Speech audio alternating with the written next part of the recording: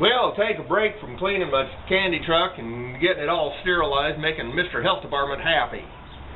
And I'll talk about the golden rule, the street golden rule. See, moving right along, I'll give you an example. I had a kid come up one day, and a 10-year-old kid, and he said, "Look over there." He said, "There's a kid smoking." And I said, yeah. And boy, he whipped out his phone. He said, "What you doing?" He said, "I'm calling the cops on him."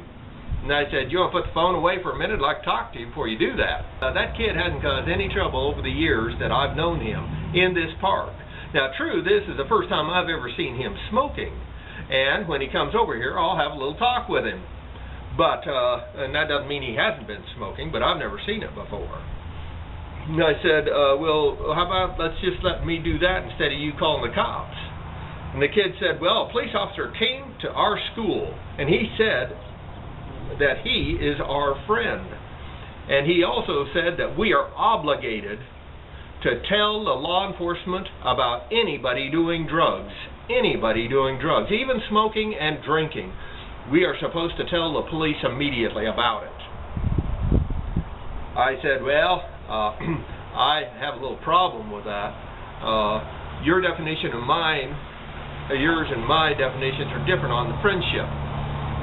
Friend doesn't get somebody arrested and put in jail and fined massive sums of money, or even possibly put in prison. A friend doesn't do that. A police officer will. And the kid said, well, only bad people are in prison. And I said, no, you're wrong there too. Because the FBI says that 20,000 people are in prison today that didn't do it. They're totally innocent. And they are in prison. So you can do everything right. Be a model citizen, still end up in prison in the United States. Still end up in prison.